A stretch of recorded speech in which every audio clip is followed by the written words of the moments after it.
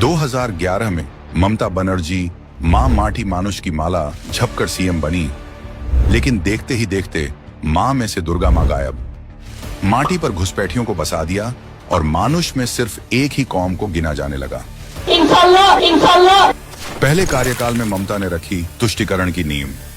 सत्ता में आते ही ममता बनर्जी ने खास वर्ग का वोट ठोस करने के लिए हिंदुओं की जिंदगी से फुलटोस खेला।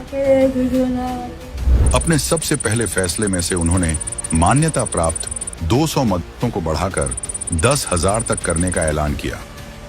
खातूनों के लिए स्कॉलरशिप, हज हाउस, पश्चिम बंगाल पीएसएससी में खास वर्ग आरक्षण, इमामों को सैलरी।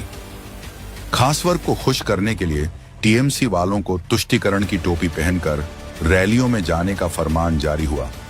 ममता का साड़ी पर सिर ढकने का ड्रामा। अभिषेक बनर्जी जनसभाओं में कल पड़ने लगा।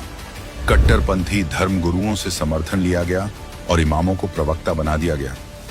मतलब ममता बनर्जी ने 5 सालों में खास वर्ग को इतना पुचकारा कि 2016 में उन्होंने ममता नहीं ममता बानो बनकर ही चुनाव जीत लिया। दूसरा कार्यकाल हिंदू विरोध का काल। 2016 से 2021 तक ममता बनर्जी का दूसरा कार्यकाल नहीं, हिंदू विरोध का खुला ऐलान था। इस बीच 20 में से 12 जिलों में खास वर्ग की आबादी 20% से बढ़ी और उसी तेजी से दुर्गा विसर्जन पर बैन, मुहर्रम को वीआईपी ट्रीटमेंट मिलने लगा।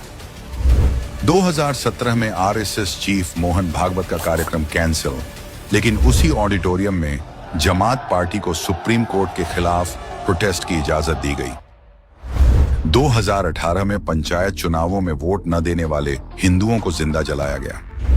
2019 में सीएम योगी के चॉपर को लैंडिंग की इजाजत नहीं मिली। रामनवमी जुलूसों पर पाबंदी, सीएए एनआरसी में विरोध के नाम पर हिंदुओं को निशाना बनाया गया। 2020 में जेपी नड्डा और कैलाश विजयवर्गीय की गाड़ियों पर हमले और 2021 के चुनाव रिजल्ट के बाद रातों रात टीएमसी को वोट न देने वाले हिंदुओं का नरसंहार। दीदी का लोकतंत्र अब ममता बानो का शर्या मॉडल बन चुका था। तीसरा कार्यकाल बंगाल में कट्टरपंथियों का स्वर्ण काल। तीसरी बार सत्ता में आते ही ममता बनर्जी ने सेक्युलरिज्म का दिखावा भी छोड़ दिया। 40+ खास वर्ग के लोगों को टिकट देकर विधानसभा को बांग्लादेशी पार्लियामेंट जैसा बना दिया। चुनाव परिणाम के दिन ही हिंदुओं पर हमले हुए और पलायन शुरू हुआ। टीएमसी विधायक हुमायूं कबीर ने 2 घंटे में हिंदुओं को गंगा में बहाने की धमकी दी। सिद्दीकुल्लाह चौधरी ने सड़कें जाम करने का फार्मूला बताया। तो ममता का लेफ्ट हैंड कहा जाने वाला फिरहाद हकीम ने हिंदुओं के धर्म बदलने की धमकी दी। सरकार के संरक्षण में संदेश खाली में शाहजहां शेख अजमेर कांड दोहराया। बीजेपी की हिंदू विचारधारा को गंदा धर्म बताने से लेकर महाकुंभ को मृत्यु कुंभ कहने तक ममता ने दिखा दिया कि सत्ता के लिए वो किस हद तक गिर सकती हैं।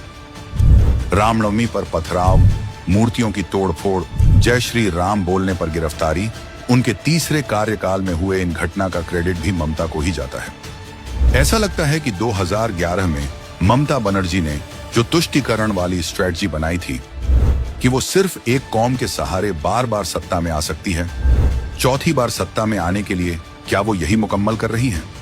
और शायद यही वजह है कि बंगाल में कट्टरपंथियों को खुला मैदान मिला हुआ है।